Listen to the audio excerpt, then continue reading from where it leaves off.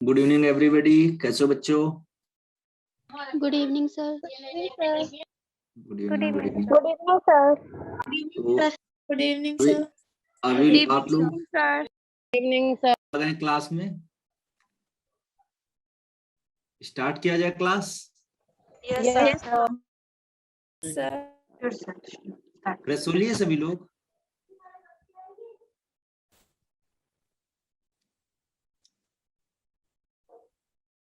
Sir reproduction chapter ही कराओगे आप? हाँ बेटा, वही वही चैप्टर होना है आज। के सर। हाँ, वही आगे से कंटिन्यू करेंगे हम लोग, लास्ट टाइम पे जहां तक हम लोगों ने डिस्कस कर लिया था। Okay, okay sir. तो लास्ट क्लास में हम लोगों ने बेटा डिस्कस किया था कि थोड़ा सा बेसिक्स के बारे में बात किया था, और उसके बाद में हम लोगों ने बात किया था कि किस तरीके से वहां पर जो एडेप्टेबिलिटी होती है स्क्रोटम पाउच की, उसके बारे में हम लोगों ने डिस्कस किया था। ठीक है, कि विंटर में कैसे काम करता है स्क्रोटल पाउच, और जो है आपका समर टाइम पे कैसे करता है। ठीक है, तो अलग अलग जो है क्लाइमेटिक कंडीशंस में किस तरीके से काम करता है वो सब हम लोगों ने डिस्कस कर लिया था। अब एक यहाँ पर एक और बात आती है कि अगर आप बात करोगे एम्ब्रियोनिक कंडीशन के टाइम पे, ठीक है, अगर आप बात करते हो एम्ब्रियोनिक डेवलपमेंट के टाइम पे,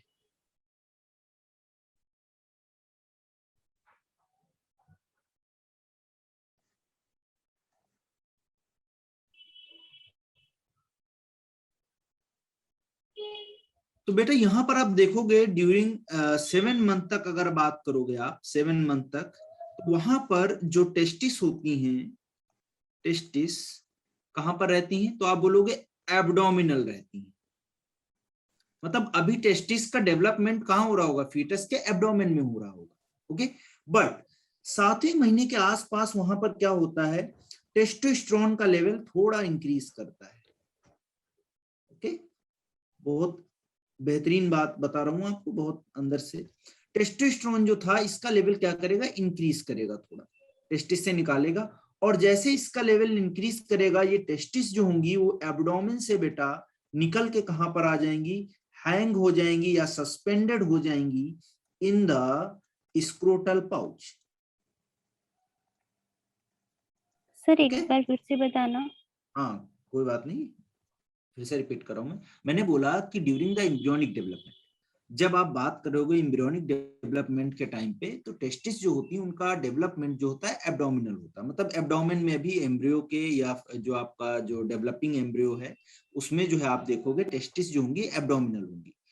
अब 7 मंथ के आसपास में क्या होता है, टेस्टोस्टेरोन का लेवल बढ़ जाता है। टेस्टोस्टेरोन का लेवल बढ़ने की वजह से क्या होता है, जो टेस्टिस होती हैं वो क्या होती हैं? हैंग कर जाती है स्क्रोटम पाउच में।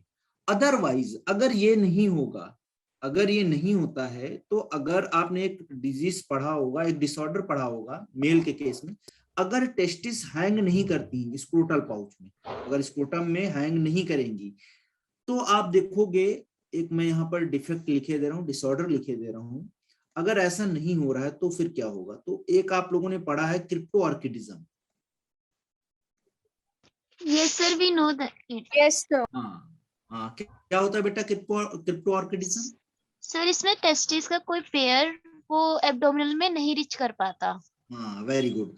तो इट मे बी क्रिप्टो जो होता है ये मोनो भी होता है, मतलब हो सकता है कि एक टेस्टिस जो है वो हैंग कर जाए, दूसरा हो सकता है कि जो है आपका एब्डोमेन में रह जाए, तो ये मोनो क्रिप्टो ऑर्किडिज्म हो जाता है। और कभी कभी आप देखोगे यहाँ पर कि दोनों टेस्टिस ही एब्डोमेन में रह जाती हैं, यानी कि both testis are remains in abdomen, तो वो कंप्लीट क्रिप्टो ऑर्किडिज्म हो जाता है। अब क्यों होता था उसके पीछे का लॉजिक मैंने बताया कि ड्यूरिंग द 7th डेवलपमेंटल जो है एम्ब्रियोनिक डेवलपमेंटल के टाइम पे, ड्यूरिंग द 7 मंथ, टेस्टिस कहाँ रहती है? एब्डोमेन में रहती है। टेस्टोस्टेरोन निकलेगा और वो टेस्टिस को हैंग करवा देगा कहां पर? स्क्रोटम में। अगर ऐसा नहीं हुआ तो जो डिसऑर्डर होगा, यानी कि टेस्टिस जो होंगी they are remains in abdomen, तो आप उसको क्या बोलोगे?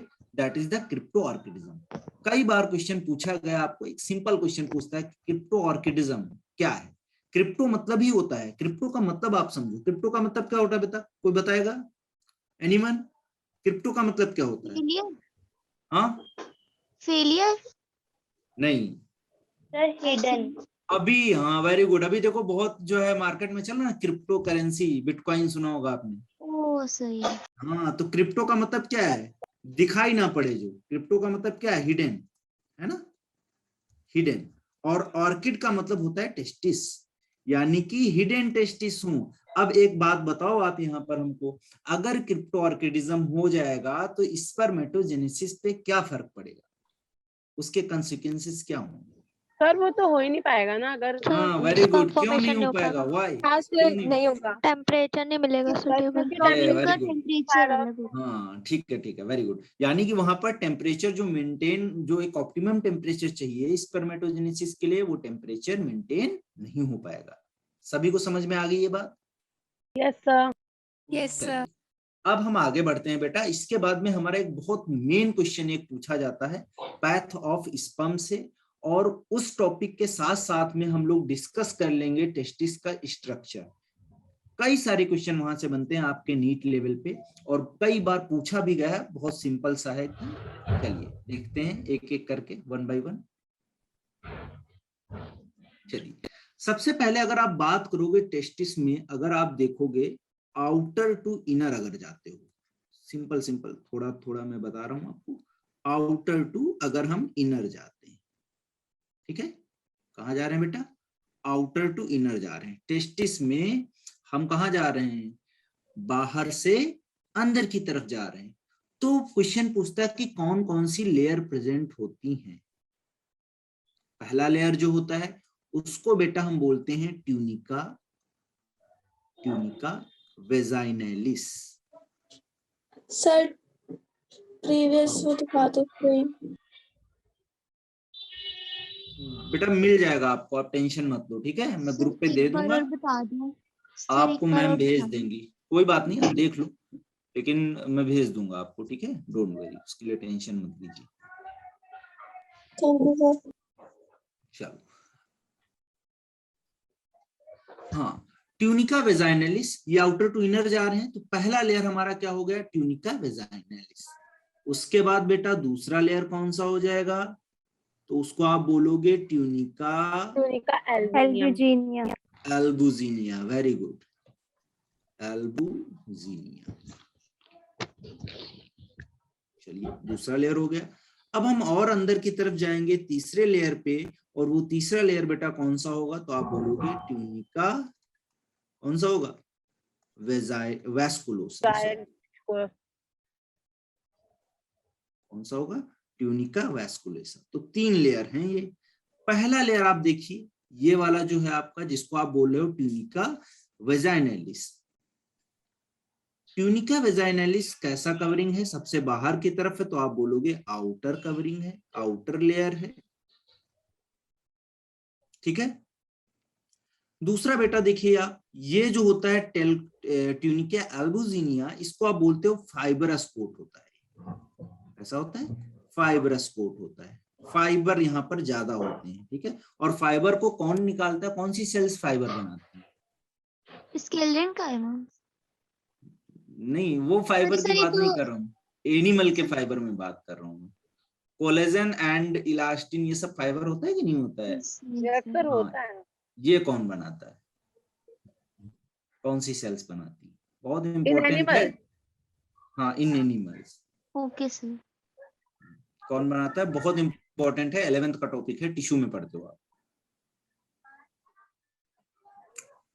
फाइब्रोब्लास्ट सेल सुना है ना? फाइब्रोब्लास्ट, सर ब्लड क्लॉटिंग के टाइम पे ये सारे बनते हैं। नहीं वो अलग चीज है, वो नहीं है, ये अलग है, ठीक है। वो मैं बाद में बताऊंगा आपको कैसे क्या होता है, ठीक है, उसमें कंफ्यूज मत हो, फाइब्रिनोजेन होता है, ठीक है। तो ये फाइब्रस जो कोट है, ये बेटा किससे बनेगा? आपका जो आपकी वो है, क्या बोलते हैं उसको, सेल्स हैं, फाइब्रोब्लास्ट सेल्स, वो फाइबर्स बनाती हैं, और ये कोट है उसको बोलते हैं ट्यूनिका एल्बुजिनिया। और ये लेयर कैसी है? तो आप बोल रहे हो मिडिल लेयर है कि नहीं है, ठीक है। तो ये पूरा जो बना हुआ होगा, किसका बना हुआ होगा? तो आप बोलोगे कोलेजन का। कोलेजन, कोलेजन को हम क्या बोलते हैं? एक सिंपल क्वेश्चन पूछता है, दो क्वेश्चन आते हैं यहाँ से कोलेजन मोस्ट से। Abundant protein. या वेरी गुड, वेरी गुड। और दूसरा क्वेश्चन, व्हाइट फाइबरस टिश्यू किसे बोल? व्हाइट फाइबरस फाइबर कौन सा है? कोलेजन है, सिंपल है ना। दो क्वेश्चन आते हैं यहाँ से। तो मोस्ट अबंडेंट प्रोटीन इन एनिमल्स और दूसरा आपका जो ये वाला है, ठीक है। तो फाइब्रस कोट हो गया।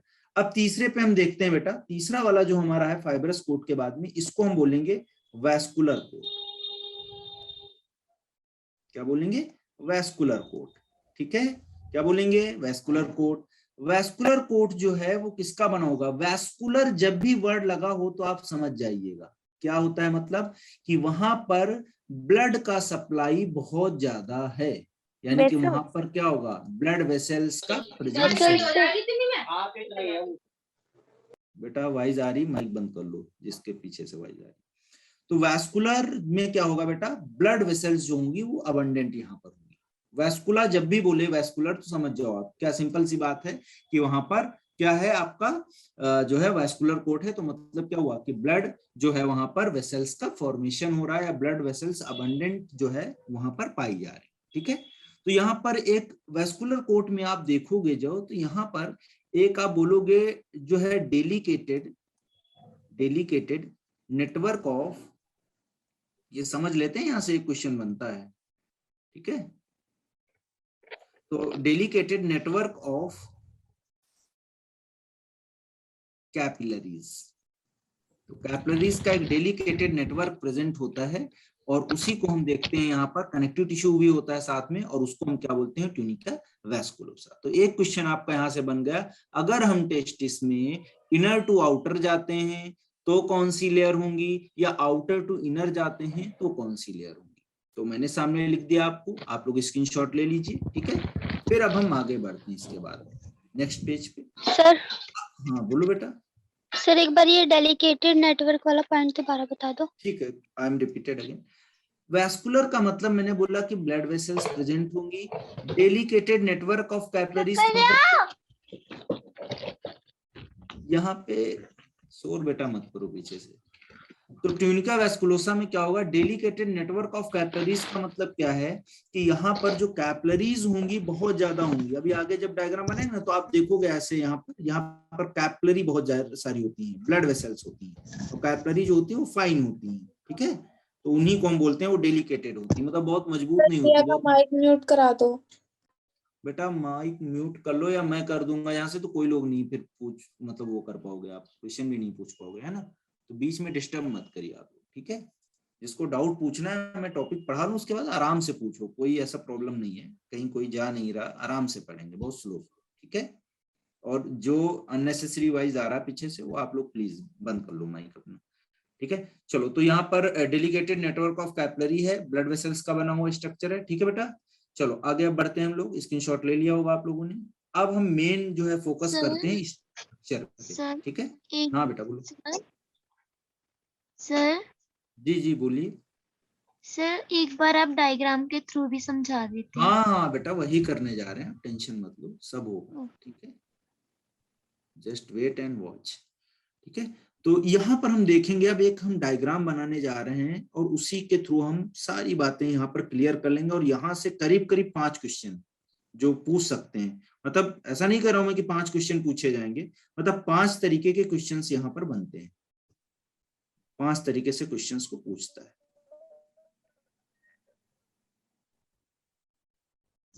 ठीक है।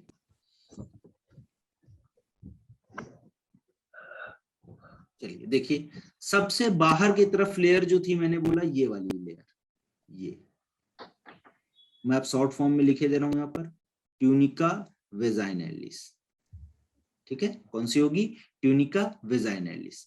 अब इसके बाद में जब आप आगे की तरफ बढ़ोगे तो यहाँ पर एक आपको फाइब्रस लेयर दिखेगी बेटा, यहाँ पर आपको इसके साथ में लगा हुआ ऐसे फाइब्रस लेयर दिखेगी आपको, जो मैं ब्लू कलर से बना रहा हूं, और इसको बच्चों आप क्या बोलोगे? That is known as tunica albuginea, AL लिख दिया मैंने, समझ जाओगे आप। और इसके बाद में हमने जो अभी बताया तीसरा लेयर, उसकी बात करते हैं, और वो कौन सा है? आप देखोगे ऐसे, ये फाइब्रस लेयर, सॉरी ये कौन सी लेयर आपकी? वैस्कुलोसर लेयर है, जो आपका जिसको बोले हो आप कैपिलरी से बना हुआ है, ये ऐसे। और इसको बेटा हम क्या बोलेंगे? जो रेड कलर से हमने बनाया है, that is known as tunica vasculosa, ठीक है। तो तीनों लेयर बन गई, क्लियर है। अब देखो होता क्या है, कभी कभी क्या होता है, जो ये ट्यूनिका वेजाइनलिस है इसमें क्या होता है, कभी कभी डैमेज हो जाता है। इसमें क्या हो जाता है, कभी कभी डैमेज हो जाता है। क्या हो जाता है, डैमेज हो जाता है।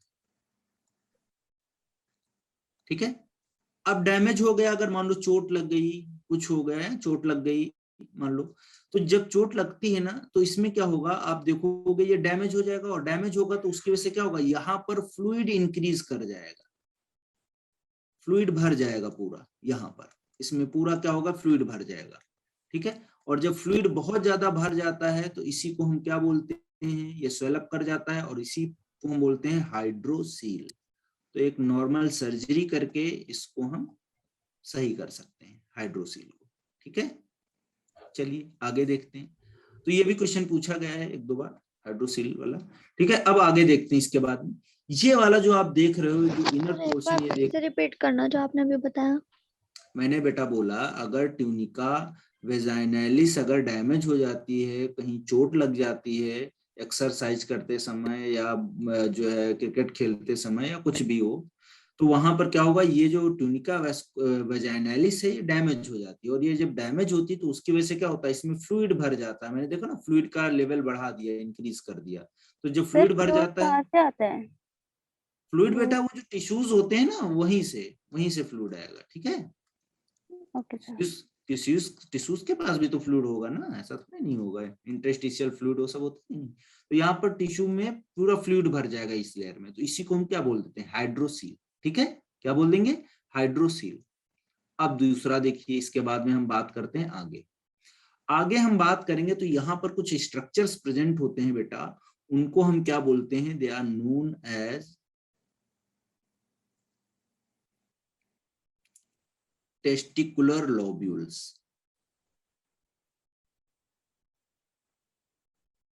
ठीक है, कुछ इस तरीके से। अब पहले हम टेस्टिकुलर लोब्यूल की बात कर लेते हैं। देखिए ये हमारा है, ये इसको हम बोलेंगे टेस्टिकुलर लोब्यूल। क्या है बेटा, टेस्टिकुलर लोब्यूल। ठीक है, अब टेस्टिकुलर लोब्यूल जो है, ये पूछा जाता है कि कितने टेस्टिकुलर लोब्यूल प्रेजेंट होते हैं, तो आप बोलोगे 250। हाँ, सर वेरी टोटल गुड। 500। हाँ, प्रेजेंट इन ईच क्या, किडनी की टेस्टिस। क्वेश्चन पूछा गया, उसमें किडनी ऑप्शन दे दिया। कहते हैं ना क्या बेटा, इसको 250 चैम्बर्स भी कहते हैं ना। नहीं अभी रुक जाओ, 250 चैम्बर्स पे हम बाद में आते हैं ना, टेंशन मत लो, अभी टेस्टिकुलर लोब्यूल्स हैं ये। अब ये जो आप देख रहे हो, ये सेप्टा है, इसको हम बोलते हैं सेप्टा ऑफ टेस्टिस।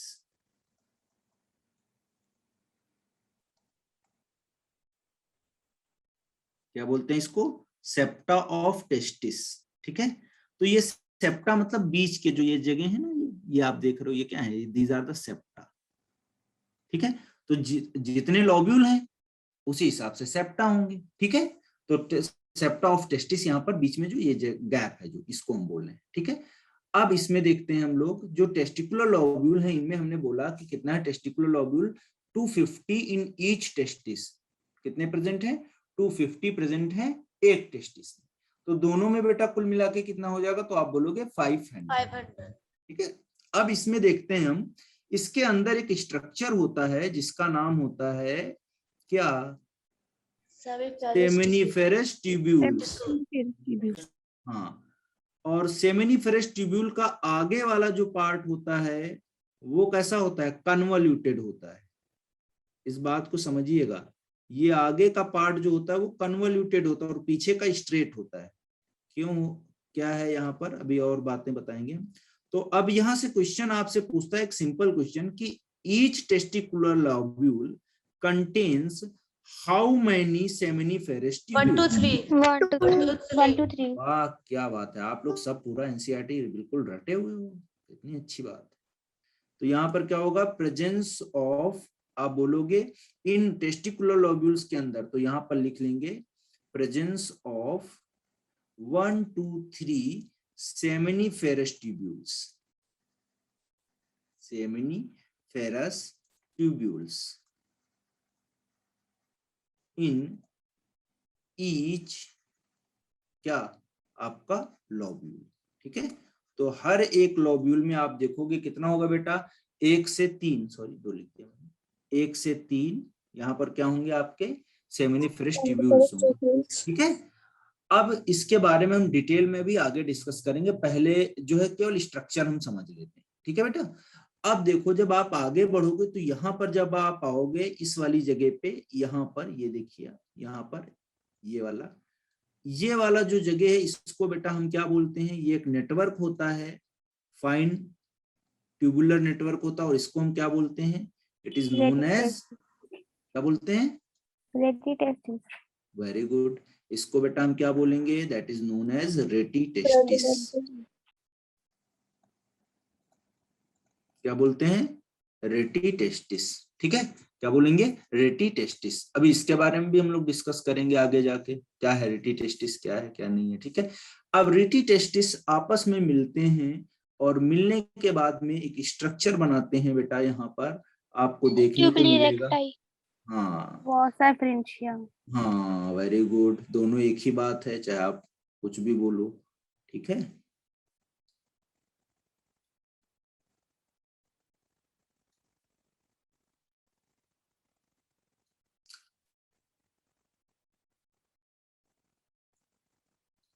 तो यहाँ पर आप एक स्ट्रक्चर देखोगे, यहाँ पर ये वाला फाइन ट्यूबुलर जो है पार्ट है, इसको हम बेटा क्या बोले हैं, अभी आपने बताया क्या है, हाँ वासा इफ्रेंसिया, है ना।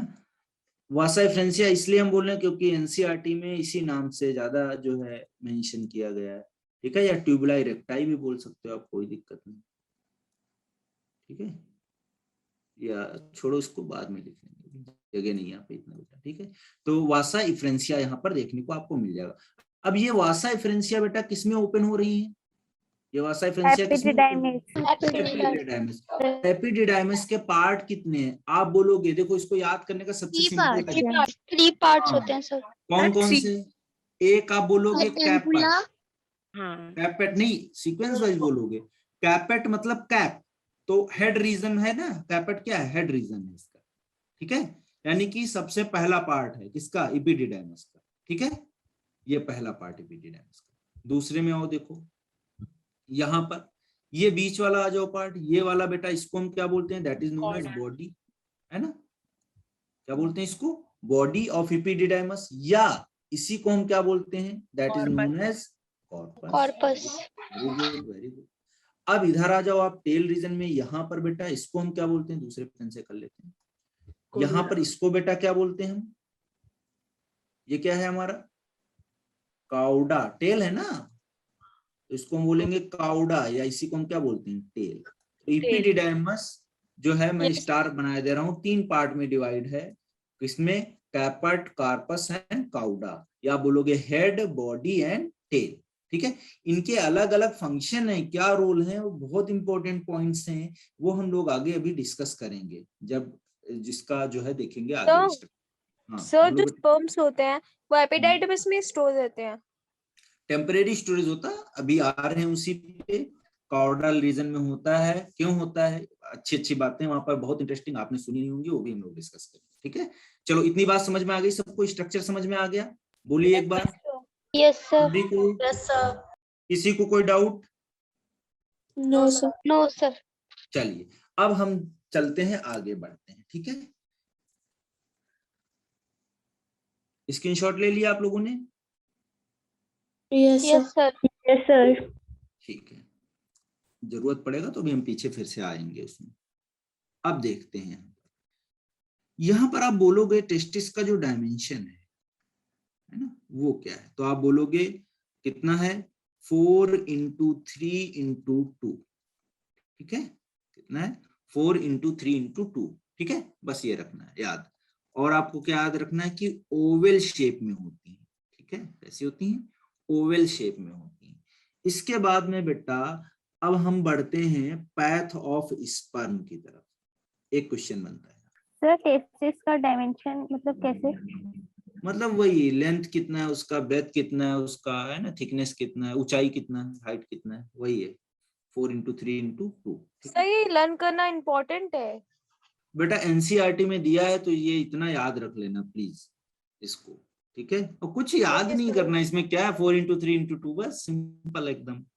इसमें ऐसा कौन सा मतलब रॉकेट साइंस लगना है ना, हो जाएगा आराम से। आप लोग वैसे भी इतना मतलब याद है सर आप पर लोगों को। एनसीईआरटी में टेस्टिस की विड्थ 4 to 5 सेंटीमीटर दी है। हाँ वो थोड़ा हम एक स्टैंडर्ड वैल्यू लेते हैं, उसमें तो 4 to 5 दिया हुआ है, फिर ये आपका 3 to 2 भी दिया हुआ है, ऐसे दिया है, फिर 2 दिया है, ऐसे दिया हुआ है, ठीक है। आप ऐसे याद करो, वो सर इतना इसमें कौन सा वेरी, सही होगा? हाँ ये वाला सही होगा, लेकिन वेरी करके ही देगा आपको, बहुत ज्यादा उसमें मार्जिन होगा, ऐसा नहीं कि बिल्कुल क्लोज वैल्यू देगा, ठीक है, नहीं तो क्वेश्चन गलत हो जाएगा ना उसका। तो चलो खैर देखते हैं, पैथ ऑफ स्पर्म की बात करते हैं। पैथ ऑफ स्पर्म की जब बात करोगे तो स्पर्म बनेंगे कहाँ पे, बोलो। Seminiferous tubule. सेमिनिफेरस ट्यूब्यूल्स में। तो हम सेमिनिफेरस ट्यूब्यूल को लिखे ले रहे हैं SFT, ठीक है ना। फिर वहां से स्पर्म कहाँ चला, स्पर्म कहाँ पहुंचेगा बनने के बाद टेस्टिकुलर में? लोब्यूल।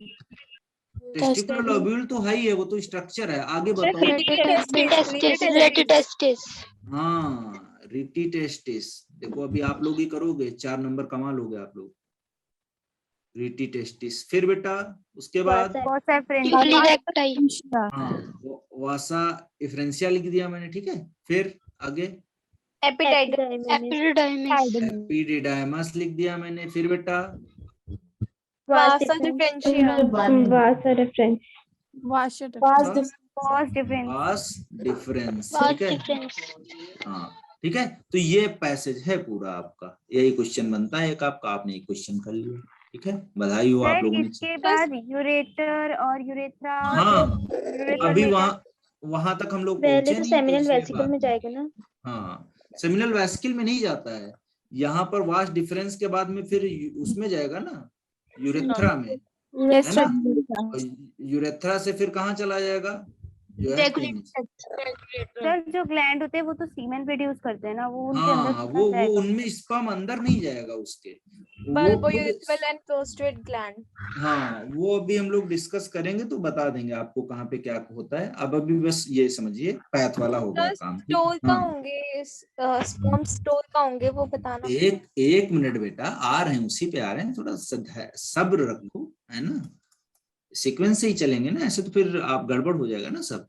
बहुत सारे बच्चे ऐसे भी होंगे ना जिनको बहुत सारी चीजें नहीं पता है, उनको भी तो देखना है। तो ये हो गया आपका यूथ्रम। और अब देखिए, अब हम स्टार्ट करते हैं सेमिनिफेरस ट्यूब्यूल से, ठीक है।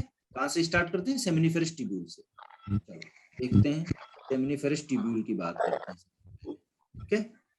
सर वो स्क्रीन रिपीट करना एक बार।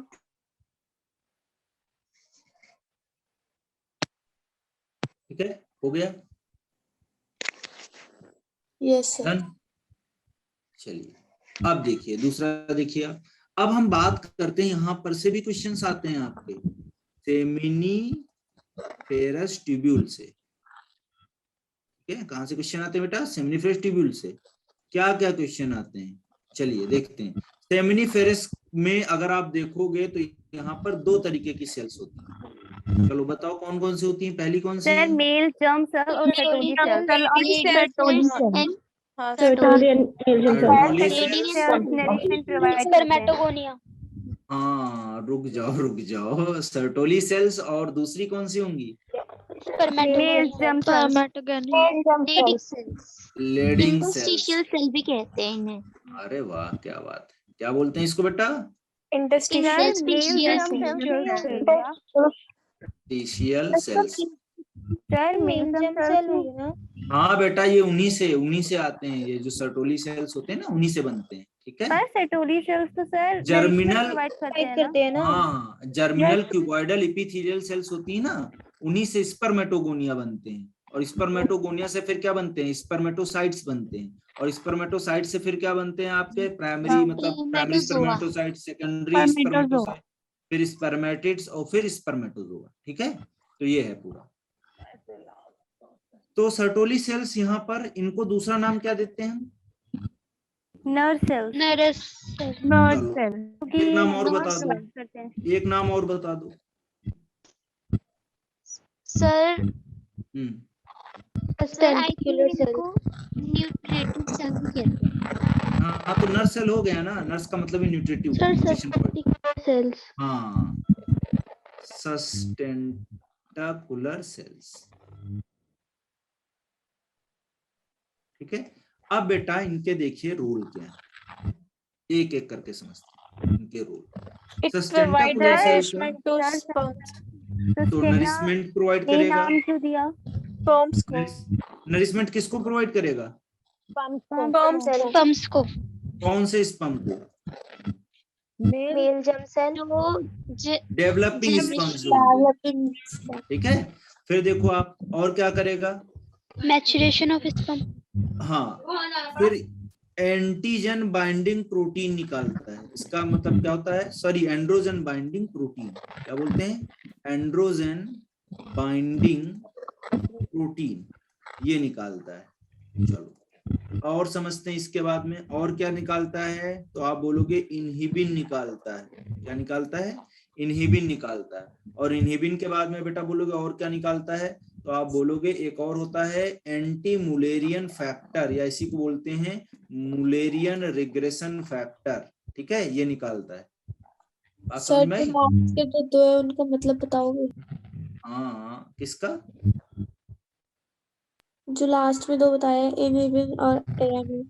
हाँ यस सब सर, बता, इनकी फुल फॉर्म भी बता दीजिए। हाँ सब बता देंगे, रुको तो लीडिंग सेल्स या इंटरस्टिशियल सेल्स जो हैं ये बेटा क्या कर रही थी, ये क्या कर रही थी, आप बोलोगे एंड्रोजन बना रही एंड्रोजन थी, बना रही थी। या आप बोलोगे क्या बना रही थी, टेस्टोस्टेरोन बना रही थी। चलिए देखिए इधर नरिशमेंट ये स्पर्म को प्रोवाइड कर दिया, समझ में आ गई बात। एंड्रोजन बाइंडिंग प्रोटीन इनका काम क्या था, तो ये जाती थी कहां पर, इस टेस्टोस्टेरोन के पास में, और इसको क्या करती थी, और कंसंट्रेट कर देती थी। क्या कर देती थी? और कंसंट्रेट कर देती थी, मतलब और ज्यादा पोटेंट बनाती थी इसको। अगर ये नहीं होगा ये किसी का माइक ऑन है, आपके आवाज क्लियर नहीं आ रही। आई थिंक स्नेहा का माइक ऑन है। बेटा माइक या ऑफ तो कर बीच बीच दो, में मतलब आवाज हो रही है। अब ठीक है। Yes sir. Yes sir.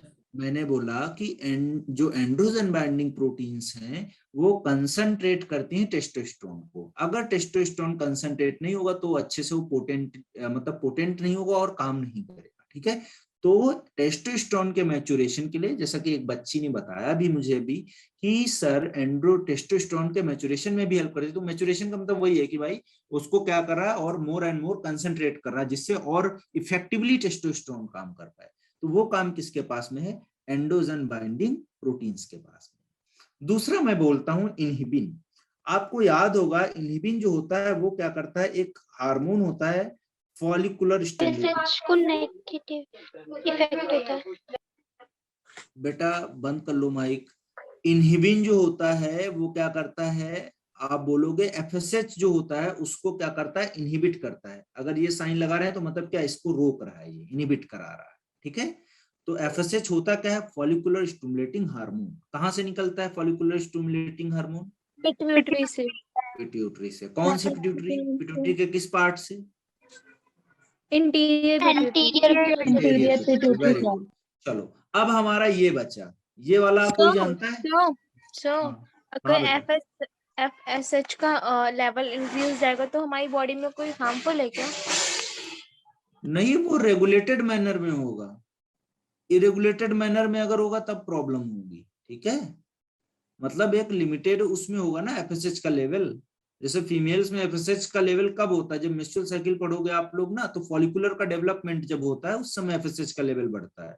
लेकिन अब आप सोचो कि 14वां दिन के बाद ओवुलेशन के बाद में उसका लेवल बहुत हाई हो जाएगा, तो फिर प्रॉब्लम हो जाएगा। फिर उसी समय पे क्या होगा, दूसरा भी पीछे से फॉलिकल मेच्योर होके आ जाएगा, और वो मेच्योर होके आ गया तो मान लो अगर प्रेगनेंसी अटेन कर लिया फीमेल ने, तो एक तो बच्चा है ही है यूट्रस में, दोबारा फिर से ओवम आ गया, फिर से अगर फर्टिलाइजेशन हो गया कहीं, तो दूसरा बच्चा फिर कैसे, वो तो नहीं पॉसिबल है ना नेचर में।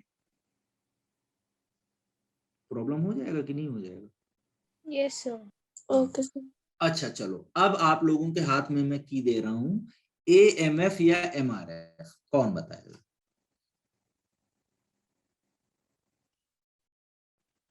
जो बताएगा मेरी तरफ से एक चॉकलेट उसको। सर इसकी फुल फॉर्म बतानी है। फुल फॉर्म नहीं बतानी है, मतलब इसका काम क्या है, फुल फॉर्म तो बतानी है। चलो बता दो, फुल फॉर्म ही बता दो। सर एंटी मोलरियन फैक्टर होता है ये। हाँ वेरी गुड। और एमआरएफ का? Mullerian regression factor. चलो अब बता दो आप क्या होता है। मैं बताऊं इसका वर्क? हाँ हाँ बेटा बताओ बताओ।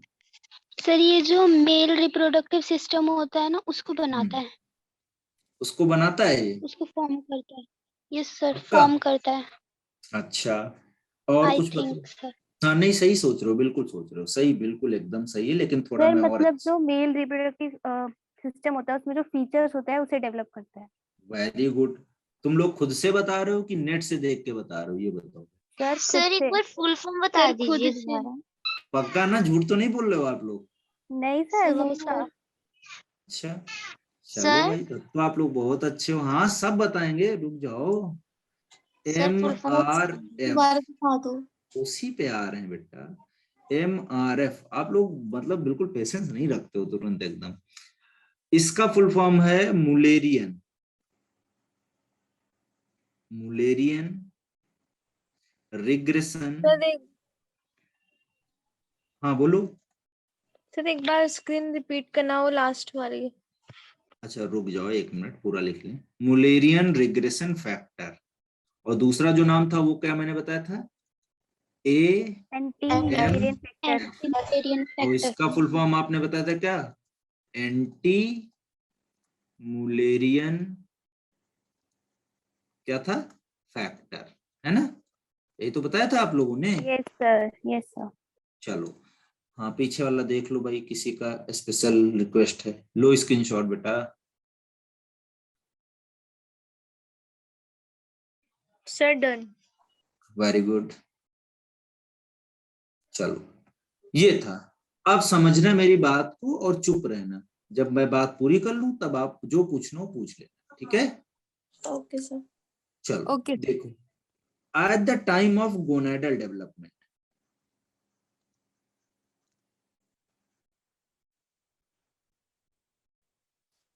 ठीक है, गोनाडल डेवलपमेंट के टाइम पे,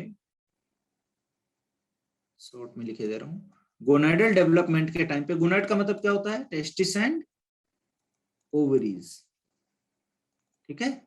तो at the time of gonadal development क्या हो रहा होगा बेटा, वहां पर दो तरीके की डक्ट होती हैं।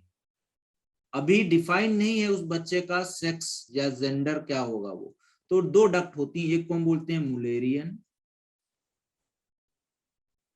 और दूसरे को हम बोलते हैं वोल्फियन। एक मुलेरियन दूसरा वोल्फियन। मुलेरियन जो डक्ट होती हैं बेटा, ये क्या बनाती हैं? फीमेल, क्या बनाती हैं? Female duct system. क्या बनाती हैं? Female duct system. और जब आप बात करोगे वोल्फियन की, तो ये बनाती हैं मेल डक्ट सिस्टम। अब अभी तो डिफाइन है नहीं, 3 महीने के आसपास तक, 3 मंथ तक नहीं डिफाइन रहता है कि मेल बनेगा कि फीमेल बनेगा। गोनाडल डेवलपमेंट 3 महीने के बाद ही मतलब पूरा कंप्लीट होता है, तो वो मेल या फीमेल बनता है। शुरुआत में ये दोनों डक्ट रहती हैं। अब अगर उसको मेल बनना होगा, मान लो इंडिविजुअल को मेल बनना होगा, तो क्या होगा? सर्टोली सेल्स जो होंगी बनेंगी और वो निकालेंगी ये सारा जो है क्या आपका, जो मैंने बताया MRF, है ना? फिर क्या मैंने बोला कि जो मुलेरियन रिग्रेशन फैक्टर, तो ये क्या करेंगे? रिग्रेस कर देंगे। किसको रिग्रेस कर देंगे? तो आप बोलोगे मुलेरियन डक्ट को जो है रिग्रेस कर देंगे। और ये डक्ट बनाती क्या है? फैलोपियन ट्यूब, यूटेरस, ये सब बनाती हैं आगे जाके। तो इनको क्या करेंगे? रिग्रेस कर देंगे। और रिग्रेस कर देंगे तो फीमेल डेवलप होगा? नहीं डेवलप होगा, बचेगा कौन? मेल वाला डेवलप हो जाएगा। तो ये काम होता है इसका। समझ में आई सबको? सर रिग्रेस सर मतलब क्या मतलब होता है? रिपीट कर दें एक बार बता दीजिए। रिग्रेशन का मतलब खत्म करना, रिग्रेस कर देना, उसको रोक देना, ठीक है? मैंने बोला गोनाडल डेवलपमेंट के टाइम पे गोनाड का मतलब होता है टेस्टिस एंड ओवरी। तो टेस्टिस और ओवरी गोनाडल डेवलपमेंट के टाइम पे 3 मंथ तक आप देखोगे तो वहां पर आपको कुछ खास नहीं दिखेगा। तभी तो देखो ना, जब सेक्स का डिटरमाइन करते हैं तो 3 महीने के बाद ही कर पाते हैं। 3 महीने पे तो अल्ट्रासाउंड होता है, तो उसमें पता चल जाता है बच्चा है कि मतलब वो बेबी बॉय है कि बेबी गर्ल है। तो जब पता चल जाता है तो फिर क्या करते हैं लोग? फीमेल फोर्टिसाइड भी कराते हैं कि नहीं कराते हैं? तो वो 3 महीने पहले नहीं पता चल पाता है। तो 3 महीने के बाद में कॉम्प्लिकेटेड हो से भी पता लगाते हैं। हाँ, तो वो थोड़ा अल्ट्रासाउंड कराते हैं, सोनोग्राफी कराते हैं, वो थोड़ा कॉम्प्लिकेटेड हो जाता है 3 महीने के बाद, क्योंकि अटैचमेंट बहुत स्ट्रांग हो जाता है प्लेसेंटा के साथ में। तो यहाँ पर मैंने बोला कि ड्यूरिंग द 3rd मंथ, तीसरे मंथ के आसपास क्या होता है, गोनेडल डेवलपमेंट होता है, वहां पर टेस्टिस और ओवरी बनती हैं। टेस्टिस और ओवरी जो है बनती हैं, उसकी वजह से क्या होता है यहाँ पर, तो आप बोलोगे उस समय 2 तरीके की डक्ट बनती हैं। एक डक्ट जो होती है वो आप बोलोगे मुलेरियन डक्ट है, और दूसरा जो डक्ट है वो क्या है, वोल्फियन डक्ट है। ठीक है, अब अगर मेल बनना है, मेल डेवलप होना है, तो क्या होगा, फीमेल वाला डक्ट जो बनना है उसको खत्म करना होगा। तो सर्टोली सेल्स निकलती हैं और वो क्या करती हैं, एंटी मुलेरियन फैक्टर या मुलेरियन रिग्रेशन फैक्टर को निकालती हैं। उसकी वजह से फीमेल डक्ट को बनाने वाली मुलेरियन डक्ट खत्म हो जाती है, और जो बेबी होता है वो क्या हो जाएगा, बॉय बन जाएगा। ठीक है, तो ये यानी कि ओल्फियन जो डक्ट होंगी वो डेवलप होंगी। क्लियर है सभी को? Yes sir. Yes sir. एकदम पक्का, डन। सर जो फीमेल्स का बॉर्न होने वाला होता होगा तब फिर इसका ऑपोजिट होता होगा ना? हाँ, उसका अपोजिट होता है, लेकिन बेटा बहुत ज्यादा उसके बारे में डिटेल अभी नहीं डिस्कस, मतलब नहीं रिसर्च इतना हो पाया है, लेकिन ये माना गया कि कुछ ऐसे केमिकल्स होते हैं जो उसको भी अपोजिट जो है वो काउंटर करते हैं। ठीक है,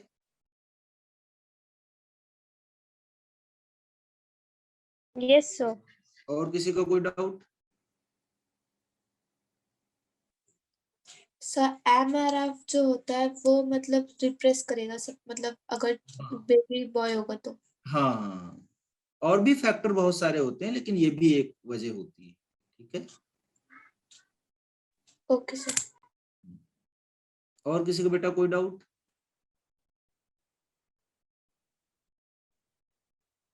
बोलिए। No sir. नो चलो, सर। फिर आगे हम लोग बढ़ते हैं अब इसके बाद में। हाँ, इसके बाद में बेटा तो हम लोगों ने देख लिया सेमिनिफेरस ट्यूब्यूल का काम क्या था, क्या स्ट्रक्चर थे, क्या क्या चीजें थी, सब हमने देख लिया। अब आगे बढ़ते हैं हम लोग। आप लोग स्क्रीनशॉट ले लीजिए इसका फटाफट।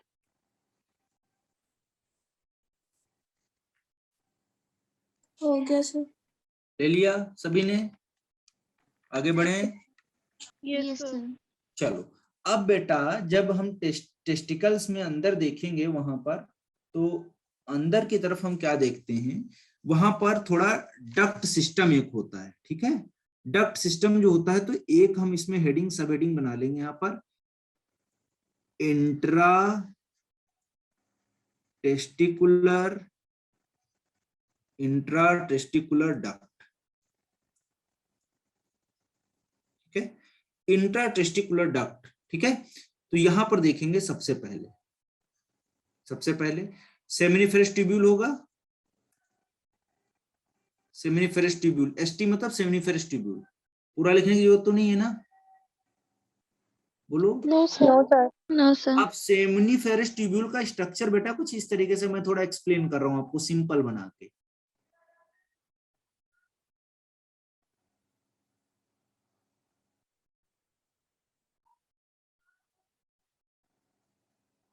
सर मेरे एक डाउट था।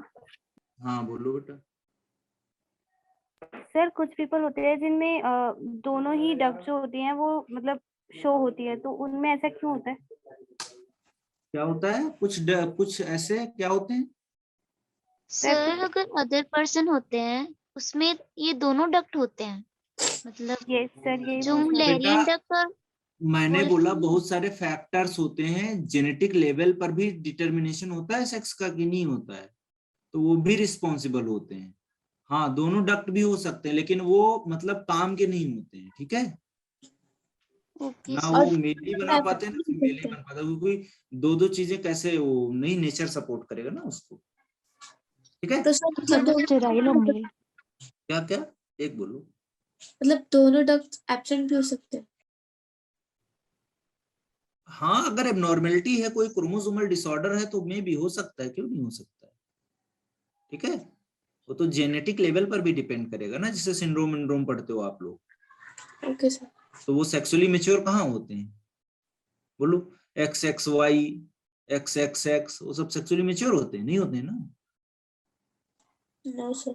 हाँ, अच्छा, ये देखो मैंने एक डायग्राम बनाया है सेमिनिफेरस ट्यूब्यूल का। ठीक है, सेमिनिफेरस ट्यूब्यूल बना है। इसमें आपको क्या कुछ दिख रहा है, आपको अलग कुछ दिख रहा है ऐसा?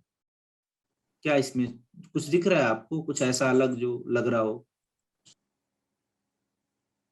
Sir compartment. सर ये डक्ट प्रॉपर बोलो बोलो बोलो बोलो।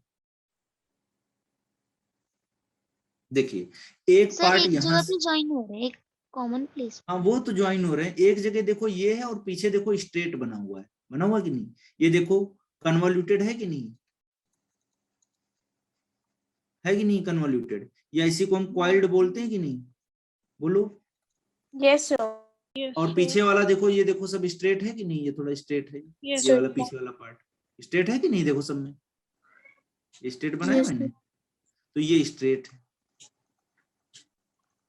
ठीक है, तो सेमिनिफेरस ट्यूब्यूल के दो पार्ट, कौन कौन से दो पार्ट है बेटा? एक आगे की तरफ जो यहाँ पर आप देख रहे हो ना, ब्लाइंड सैक जैसा है कि नहीं? आगे तो ब्लाइंड है ना, ये इधर बंद है ना, बंद है कि नहीं इधर आगे की तरफ? Yes sir. तो एक तरफ जो ब्लाइंड एंड है ये कैसा है, कन्वॉल्यूटेड है कि नहीं है? बोलो बोलो। Yes, sir. कन्वॉल्यूटेड है। Yes, और sir. पीछे कैसा है, स्ट्रेट है कि नहीं है? तो ये वाला जो पोर्शन है मैं इसको अलग से मार्किंग कर रहा हूं, देखो आप, ये जो आपका है ये वाला, ये रेड पेन से मैं जो दिखा रहा हूँ स्ट्रेट पार्ट है कि नहीं है ये? बोलो भाई, बिल्कुल एकदम क्रिस्टल क्लियर समझना है हमें, कोई कंफ्यूजन नहीं होना चाहिए। ये वाला जो स्ट्रेट पार्ट है बेटा, इसको हम क्या बोलते हैं? इसका एक नाम देते हैं हम, जो अभी तुम लोग चिल्ला रहे थे कोई एक लोग, ट्यूबुलाई रेक्टी, इसको बोलते हैं। क्या बोलते हैं? ट्यूबुलाई रेक्टी। बोलो, समझ में आई बात कि नहीं आई? Yes, sir. ट्यूबुलाई रेक्टी क्या है? स्ट्रेट ट्यूब्यूल है कि नहीं है? बोलो। Yes sir. Yes sir. आप देखो इसके पीछे जस्ट क्या था बेटा, रेटी टेस्टिस था कि नहीं था? एक एक बिल्कुल Yes, sir. ओपन करके समझते हैं। सारा हाइपोथेटिकल डायग्राम है, आपको कहीं नहीं मिलेगा, एकदम सिंपल, एक एक परत खोल के एक एक लेयर निकाल के एकदम पढ़ो आप लोग, जिससे क्लियर हो हर चीज, है ना? तो ये देखो, ये बेटा हमने क्या बोला था, ये वाला हमने क्या बोला, इधर लिख लेते हैं, ये क्या था? टेस्टिस। अब आप एक सेंटेंस बोल सकते हो कि कन्वॉल्यूटेड जो कॉइल्ड सेमिनिफेरस ट्यूब्यूल का पार्ट है उससे रीटी टेस्टिस को कौन जुड़वा रहा है, कौन अटैच करवा रहा है? Straight tubule. Tubuli rectum. हाँ, क्वेश्चन पूछता है आपसे कि इंटरटेस्टिकुलर डक्ट में क्या क्या होता है, तो आप बोलोगे सेमिनिफेरस ट्यूब्यूल। सेमिनिफेरस ट्यूब्यूल में दो पार्ट होते हैं, एक आगे की तरफ ब्लाइंड जो होता है वो कन्वॉल्यूटेड या कॉइल्ड पार्ट होता है, पीछे की तरफ स्ट्रेट पार्ट होता है, और उसके पीछे आप जाओगे तो रीटी टेस्टिस अलग है, वो डक्ट वो अलग स्टार्ट हो जाता है। अब आप बोलोगे यहाँ पर क्या होता है, जो आपका ट्यूबुलाई रेक्टी है, जो स्ट्रेट ट्यूब्यूल है, सेमिनिफेरस ट्यूब्यूल का जो स्ट्रेट पार्ट है, वो क्या करता है, it joins the convoluted coiled structure of seminiferous tubule with the rete testis. Tubuli recti rete testis को कन्वॉल्यूटेड जो पार्ट ऑफ है सेमिनिफेरस ट्यूब्यूल का, उससे क्या करवाता है, अटैच करवाता है। Attach करवाता है। बात समझ में आ गई बेटा सभी को? Yes, sir. बोलो। Yes, sir. चलो अब रीटी टेस्टिस में देखो, कुछ पॉइंट में लिख रहा हूं यहाँ पर। रीटी टेस्टिस में आप देखोगे यहाँ पर डेलिकेटेड नेटवर्क होता है, डेलिकेटेड नेटवर्क। सर कोई चैट में लिख रहा है कि इसको जो आपने क्वेश्चन जो बोला है वो लिख भी दो। कौन सा बेटा? सर जो आपने बोला ना, जो मतलब रेटिटेस्टिस और अच्छा अच्छा लिखे दे रहा हूं मैं, देखो मैंने बोला ट्यूबुलाई रेक्टी, ट्यूबुलाई रेक्टी कनेक्ट द किसको कनेक्ट कर रहा है, रीटी टेस्टिस कन्वॉल्यूटेड पार्ट, कॉइल्ड मतलब कन्वॉल्यूटेड पार्ट ऑफ किसका, सेमिनिफेरस ट्यूब्यूल।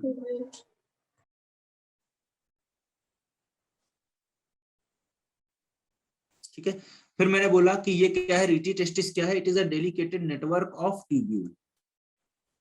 तो एक नेटवर्क है डेलिकेटेड ट्यूब्यूल का, वो बना हुआ है यहाँ पर।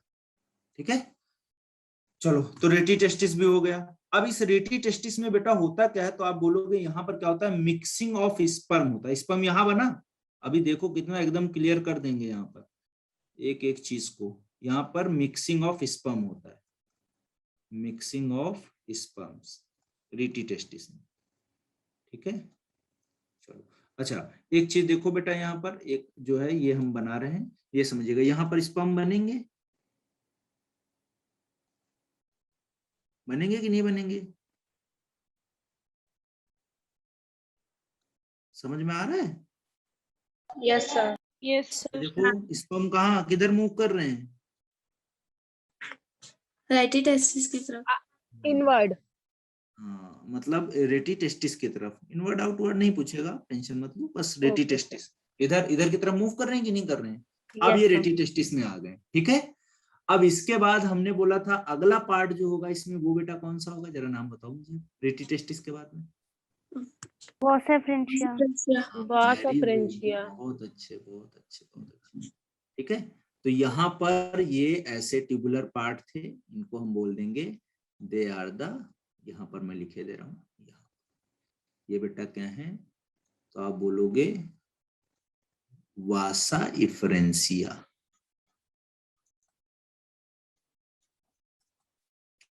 वासा इफरेंसिया, या इसी का दूसरा नाम हम क्या बोलते हैं, डक्टस, क्या बोलते हैं, डक्टस इफरेंस या इफरेंसिया, ठीक है। क्या बोलते हैं, वासा इफरेंसिया या क्या बोलते हैं, डक्टस इफरेंसिया। वॉइस ब्रेक हो रही है। हाँ कोई बात नहीं, आ जाएगा, वो नेटवर्क की वजह से हो रहा होगा, एक मिनट।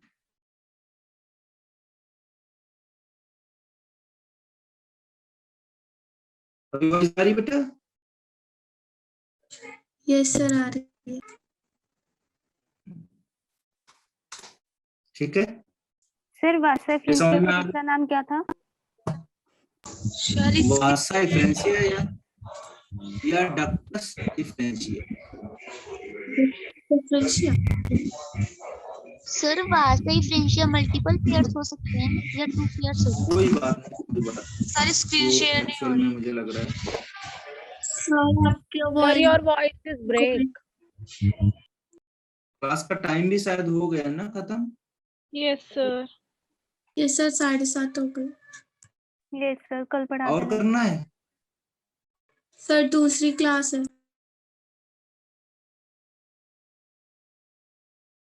मतलब ट्यूशन है।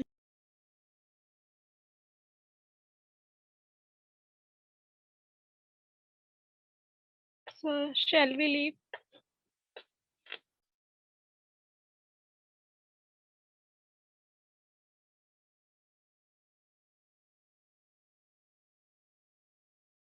सर शायद लीव हो गए।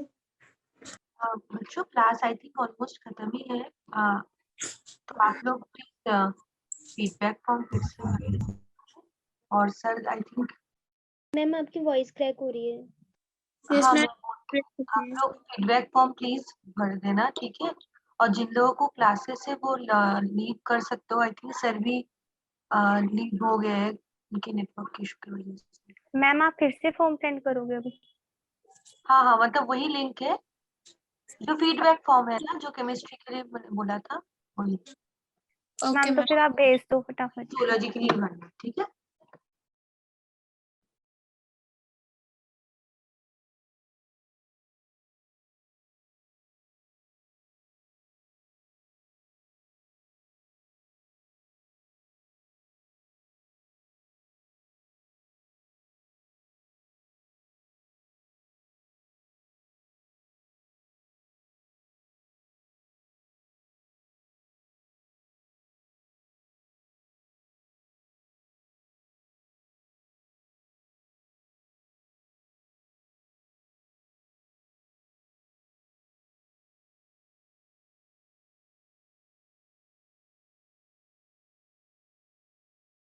मैम जो आपने पहले लिंक भेजा था उसी में दोबारा से मतलब हम दे दें अपना व्यू? हाँ उस वही लिंक सेम ही होता है, बस आप लोगों को रिमाइंडर के लिए मैं बार बार डालूंगी। Ma'am don't can I leave? Yes, yes, you can leave. I think everybody can leave. I think sir कुछ नेटवर्क का इशू हो गया होगा, तो नेक्स्ट क्लास में बात करते हैं, ठीक है? ओके अगर मैम, किसी के पास टाइम है तो वो रुक सकता है।